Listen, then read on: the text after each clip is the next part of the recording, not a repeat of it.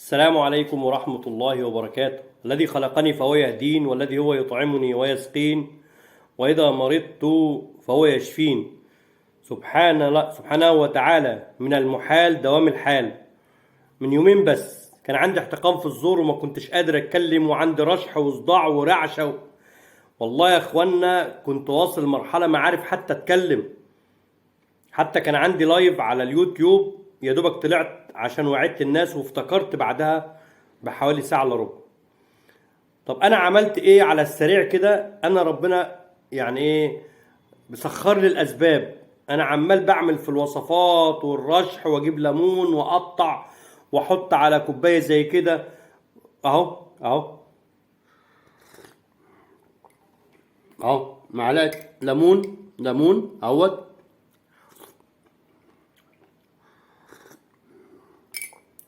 ليمون ليمونه قطعتها قطع صغيره، مع معلقه عسل صغيره، مع نص معلقه بن اللي هو القهوه، وحطيت عليهم ميه مغليه وقلبتهم. عملتها كام مره ارتاح، مره اتعب، مره مش عارف ايه من السخونيه. فانا واحد بيتصل بيا، سبحان الله العظيم فعلا، يعني ربنا بيرزق العبد بقدر نيته. بيتصل بيا بيقول لي طمني عليك يا ابو عبد الله. بقول له والله انا عندي رشح وعندي زوري وعندي احتقان في الزور وعندي الكلام ده كله. قال لي ايه؟ قال لي هتجيب معلقه ميه، معلقه ملح صغيره، ربع معلقه او نص معلقه ملح صغيره، ربع معلقه، مع كوبايه ميه، وتتغرغر بيها. اتغرغر بيها؟ قال لي اه. والله العظيم جربتها، هو ربنا سبحانه وتعالى بيجعل كل شيء سبب. عملت انا بقى، ضفت من عندي ايه، افتكرت حاجه كمان، اتغرغرت بيها، وبعد كده استنشقت بالباقي، كان باقي لسه كتير، واستنشقت وقفلت فتحه، قفلت التانيه، حسيت ان انا عمال بجيب في بلغم من احتقان زور وصوتي بدأ يطلع.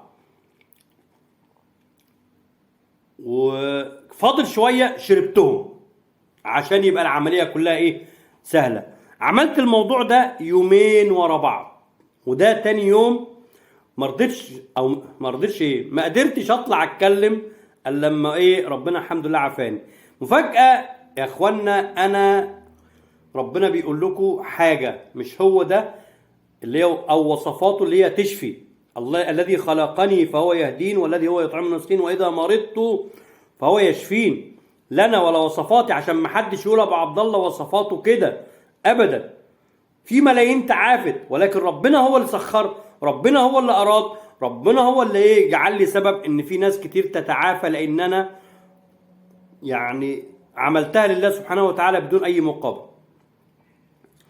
فالوصفه دي ما شاء الله كويسه يا اخوانا، تمام. في بقى مشروب الطاقه نحطه جنبيه كده. مشروب الطاقه بتجيب ربع ملعقه جنزبيل، ربع ملعقه قرفه، مع ليمونه تعصرها، مع معلقه عسل. حطهم عليهم ميه مغليه وتقلبهم وتغطيهم دقيقتين وتشرب. سبحان الشافي المعافي، بيدفيك جدا. يعني انا بعد ما عملت الوصفه دي النهارده بعد الفطور كنت سقعان جدا، اتلاقيت نفسي جسمي ده كأنه وتفيت ونمت كويس والحمد لله رايق، لسه قايم من النوم اهوت. فقلت ايه اطلع اتكلم معاكم، لان انا بحب الخير للناس كلها. فانت عندك وصفات جميله. واحد عندي بيقول لك انا عندي كحه بقالي فتره ومش عايزه تروح مني وبتهز جسمي هز. سهله ان شاء الله. بتجيب ملعقه لبان ذكر، لبان ذكر، حطها في كاس زي كده وتنقعها ساعتين، وبعد الساعتين بتغليها غلوه. تشرب مره يا دوبك تفطر، وبعد كده تشربها، وبعد كده ايه قبل السحور مرتين. دي بقى الايه، الصدر، لاحتقان الزور، لكمان الكحه، للربو، ولحساسيه الصدر. يعني اقول لك ايه، ربنا بيجعلها سبب في الشفاء. انا كان عندي كحه 18 يوم، عملت الوصفه دي ارتحت جدا في خلال يومين ثلاثه، والحمد لله ربنا عافاني من هذه الكحه، ولله الحمد والمنه. فأنا بقول لك على أشياء لو ما نفعتكش مش هتضرك، ولكن أنت خلي يقينك في الذي خلقك. قل له والله يا رب لا تشفيني. عارفين يا اخوانا، انا الموضوع طول معايا شويه لان انا قلت انا هعمل الوصفه وخلاص. ساعات كده البشر فينا ممكن يتناسى او ينسى غصب عنه لانه بشر، فقلت هعمل الوصفه وان شاء الله هتعافى. لا اله الا الله، سامحني يا رب، انت عالم بيا انا نيتي ايه، ولكن لما تعتقد في الوصفه ربنا مش هيعجل بشفائك، ولكن لما تعتقد في رب العالمين كن فيكون. سواء بقى قولون، ضغط عالي، ارتجاع مريء، جرثومة معدة، نحافة، كرش، حاسة شم، كل اللي كان عندي ده اتكلمت ربي، قلت والله يا رب لا تشفيني. بالله عليكم بعد كده افكر في اي حاجة غير ان انا اطلب من ربنا. هيشفيك، ولكن ثق تماما ان الله هو اللي هيشفيك. ما خلق الله داء الا وله دواء، علمه من علم وجاهله من جهل. واحد يقول لك انا عندي وصفات بتشفي، واحد يقول لك انا مش عارف استشاري، واحد. الا يعلم من خلق وهو اللطيف الخبير. الخالق سبحانه وتعالى رحمن رحيم، عايزك تقرب يوم لما انت تدعوه يعطيك اجر، تصبر يعطيك اجر، يعليك درجات، يحط عنك خطايا، يدخر لك الدعوة الى يوم القيامة.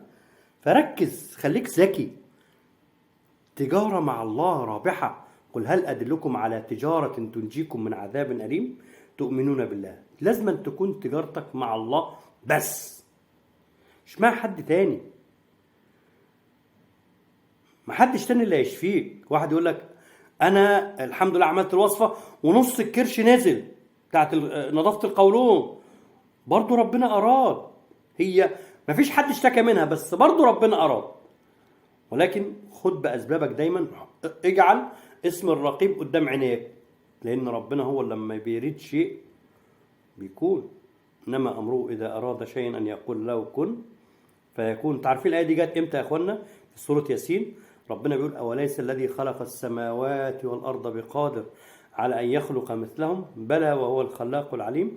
إنما أمره إذا أراد شيئا أن يقول له كن فيكون. فسبحان الذي بيده ملكوت كل شيء وإليه ترجعون. عشان توصل للسماء الأولى مسيرة 500 سنة. أوليس الذي خلق السماوات والأرض بقادر على أن يخلق مثلهم؟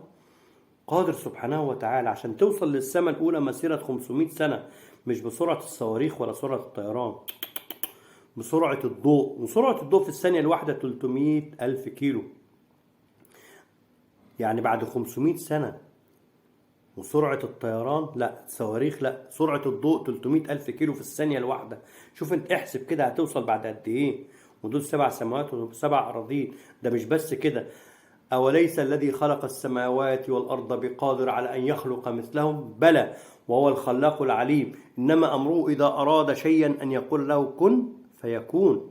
شيئا نكرة، يعني مليار سماء ومليار أرض، كن فيكون. فسبحان الذي بيده ملكوت كل شيء وإليه ترجعون. جزاكم الله خيرا. ادعوا ربكم الشافي المعافي، ولا تنسوني من صالح دعائكم. وجزاكم الله خيرا. السلام عليكم ورحمة الله وبركاته. قناتي على اليوتيوب باسم أبو عبد الله منصور حسين. السلام عليكم.